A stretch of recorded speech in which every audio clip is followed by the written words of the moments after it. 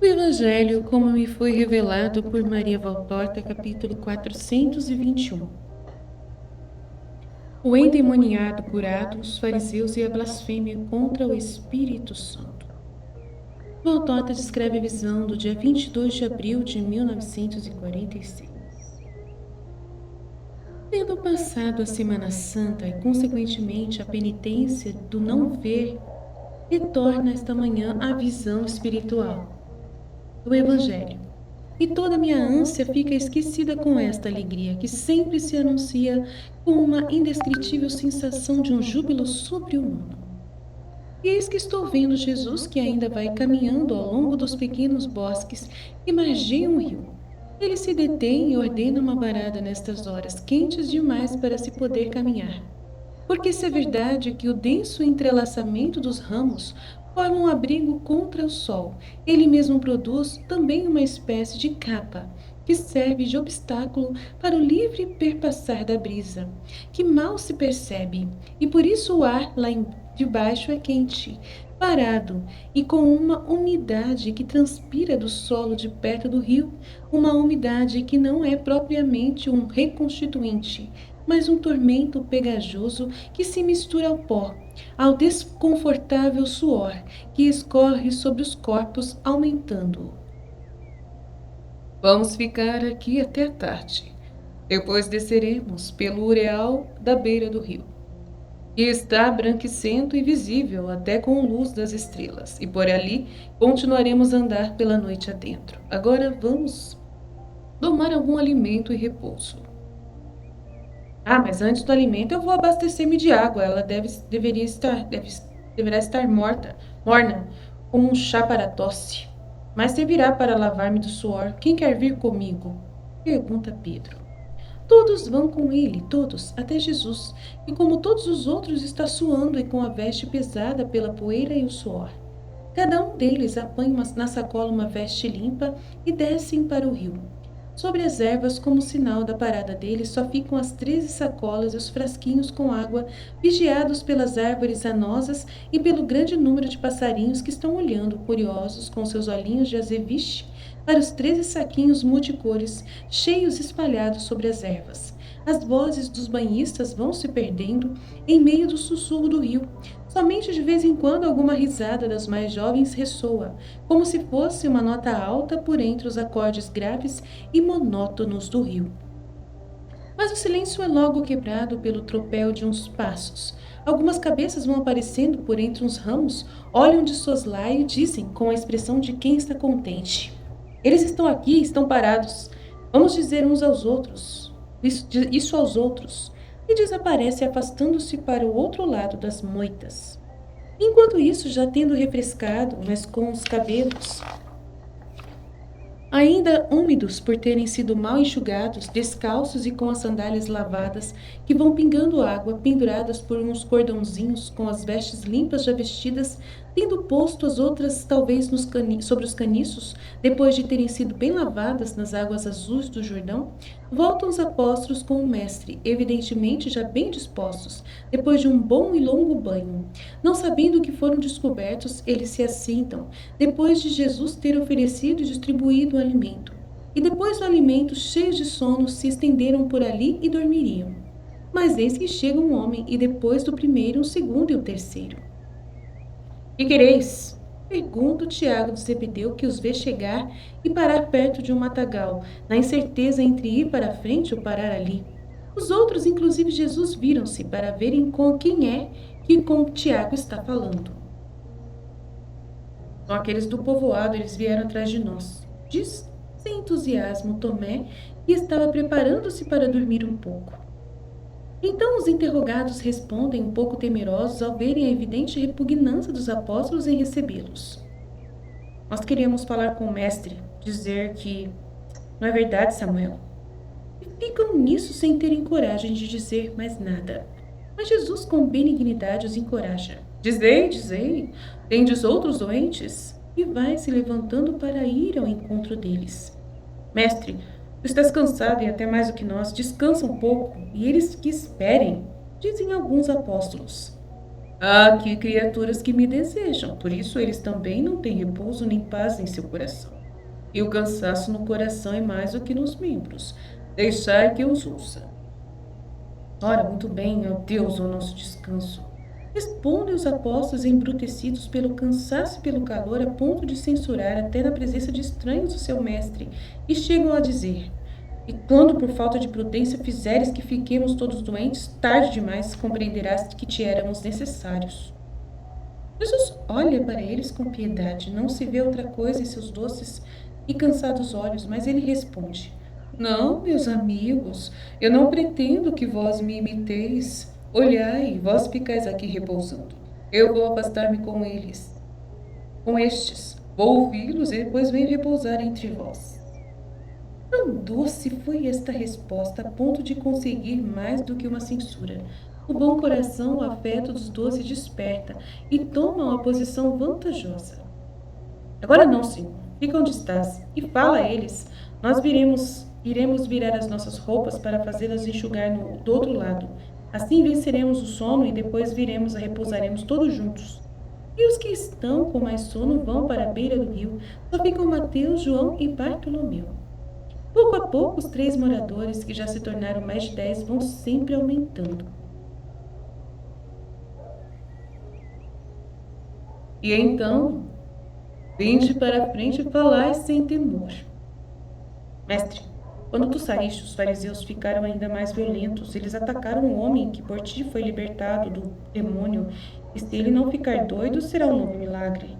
Porque eles lhe disseram que tu o tomaste de um demônio e que impedia somente a razão dele, mas que lhe deu um demônio mais forte que venceu o primeiro, porque este último perturba e possui o espírito dele, e que por isso ele não teria que sofrer as consequências na outra vida, porque as suas ações não eram como foi que eles disseram a Abraão.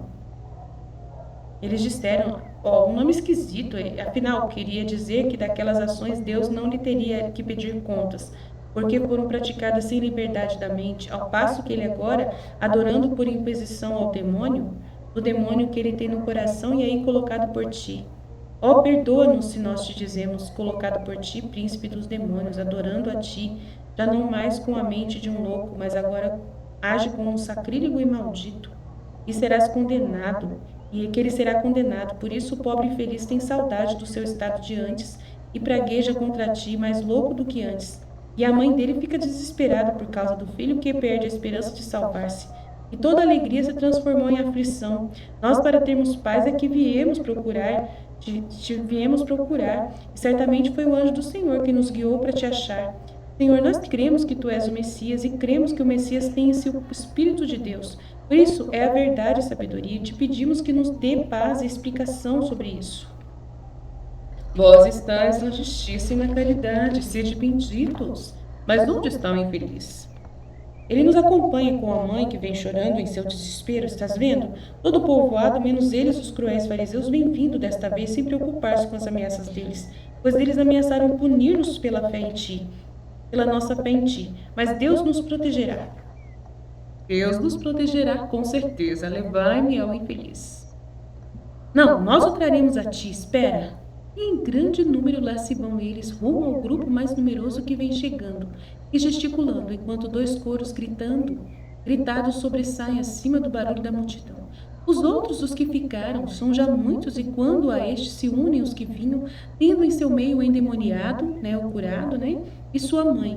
Já é verdadeiramente grande a multidão que está por entre as árvores, ao redor de Jesus, subindo até os galhos para acharem um lugar, de onde possam ouvir e ver. Jesus vai ao encontro do seu miraculado, que ao vê-lo arrancando os cabelos e ajoelhando-se diz: Entrega-me o primeiro demônio por piedade de mim, de minha alma. O que foi que eu te fiz para me fazeres tanto mal? E a sua mãe também de joelhos. Ele está delirando de medo, Senhor. Não des atenção às suas palavras blasfemas, mas livra-o do medo que aqueles cruéis infundiram nele, a fim de que não perca a vida da alma. Já o livraste uma vez. Sim, mulher, não tenhas medo. Filho de Deus, escuta. E Jesus apoia suas mãos sobre a cabeça despenteada do que está delirando por um medo sobrenatural. Escuta e julga bem. Por ti mesmo, julga-te. porque agora o teu juízo está livre e pode julgar com justiça. Há um modo seguro para se compreender se um prodígio vem de Deus ou de um demônio. É isso que a alma percebe. Se o fato extraordinário vem de Deus, há uma paz que se infunde na alma, uma paz e uma grande alegria. Se vem do demônio, vem com ele o prodígio da perturbação e da dor. E também da vizinhança com Deus vem uma paz e uma alegria muito grande, enquanto que da vizinhança de espíritos ou homens malvados vem a perturbação e dor. Além disso, das palavras de Deus sempre vem a paz e a alegria, enquanto que das do demônio, seja demônio, espírito ou demônio homem, vem sempre a perturbação e a dor. E até só da vizinhança com Deus já vem paz e alegria, ao passo que da vizinhança com os espíritos e homens malvados é que vem essa perturbação e dor. Agora reflete, filho de Deus, quando, cedendo ao demônio da luxúria, tu começaste a acolher em ti o teu opressor, gozavas de alegria e de paz? O homem reflete e, ficando corado, responde: Não, Senhor. E quando o perpétuo adversário te dominou completamente, tiveste alegria e paz? Não, Senhor, nunca, até chegar a compreender, até que cheguei a ter uma parte da mente livre. Antes tive perturbação e dor constante por causa da prepotência do adversário. Depois eu não sei, já não tinha mais entendimento capaz de compreender aquilo que eu sofria. Eu era mais do que um animal, mas mesmo naquele estado em que eu parecia menos inteligente do que o animal, ó, como eu podia sofrer. Eu nem sei dizer de que o inferno é horrível, horrível em tudo, e não se pode dizer em que ele é o mais. O homem treme diante de uma breve recordação dos seus sofrimentos de possesso. Ele treme, empalidece, e sua mãe o abraça, beijando-o na face para distraí-lo daquele incubo. As pessoas sussurram comentando: E quando tu despertastes com a minha mão na tua mão, que foi que sentiste? Oh, um assombro tão doce, depois uma alegria e uma paz maior ainda. Parecia que se eu tivesse saindo de um cárcere escuro, onde tivessem existido serpentes numerosas e os ares, os fedores podres de um esgoto, e que de lá entrasse um jardim florido cheio de sol e de encantos. E de cantos eu conheci o paraíso, mas este também não se pode descrever. O homem sorri, como se estivesse arrebatado pela lembrança de uma breve e recente hora de alegria. Depois ele suspira e termina. Mas logo acabou. Tem certeza disso? Dize-me, agora que estás perto de mim e longe daqueles que te perturbaram, como te sentes? Sinto a paz ainda. Aqui contigo eu nem posso crer que estou condenado, e as palavras deles me parecem blasfêmias. Mas eu acreditei nelas e terei então pecado contra ti? Não, tu não pecaste. Mas eles sim. Levanta-te, filho de Deus, e crê na paz que há em ti, a paz que vem de Deus. Tu estás com Deus, não peques e não temas. E tira as mãos de sobre a cabeça. E tira as mãos sobre a cabeça do homem, fazendo que ele se levante. É verdadeiramente assim, Senhor? Perguntam-lhe muitos. Verdadeiramente assim é. A dúvida que surgiu pelas palavras que julgavam nocivas foi a última vingança de Satanás que saiu deste homem, vencido, mas desejoso de apoderar-se de novo da presa que ele perdeu. Com muito bom senso, um dos populares disse: Mas então os fariseus prestaram serviço a Satanás, e muitos aprovam aquela justa observação. Não julgueis, há quem julgue. Mas pelo menos nós somos sinceros em julgar. E Deus vê que julgamos sobre culpas evidentes deles. Eles fingem ser o que não são, agem com mentiras e com um propósito não bons. E, no entanto, eles triunfam mais do que nós, que somos homens retos e honestos e sinceros. Eles são o nosso terror. Estendem o seu poder sobre a liberdade da fé. Deve-se crer e agir como lhes agrada, e ainda nos ameaçam porque te amamos. Eles tentam reduzir os teus milagres a feitiçarias, fazer que tenhamos medo de ti. Eles conspiram, oprimem e prejudicam. A multidão fala tumultuosamente. Jesus faz um gesto impondo silêncio e diz: Não acolhais em vosso coração o que é deles, não às suas insinuações, nem aos seus sistemas, e também nem a esta ideia. Eles são maus e, no entanto, triunfam. Não vos lembrais mais das palavras da sabedoria? Breve é o triunfo do celerado. E mais esta do Provérbios: não sigais, ó filho, os exemplos dos pecadores, e não escutes as palavras dos ímpios, porque eles ficarão enredados nas correntes de suas culpas e enganados por sua grande estultícia. Não coloqueis em vós aquilo que é daqueles que vós mesmo, ainda que imperfeitos, julgais injustos. Colocareis em vós o mesmo fermento que os corrompe. O fermento deles, dos fariseus, é a hipocrisia. Que nunca haja isto entre vós, nem quanto ao modo de tratar os irmãos. Guardai-vos desse fermento horroroso dos fariseus. Pensai que nada há de oculto que não possa um dia ser descoberto, nada de escondido deles que não acabe sendo conhecido. Vós estáis vendo, eles me haviam deixado partir e depois semear a cisânia, onde o Senhor havia lançado uma semente boa e escolhida.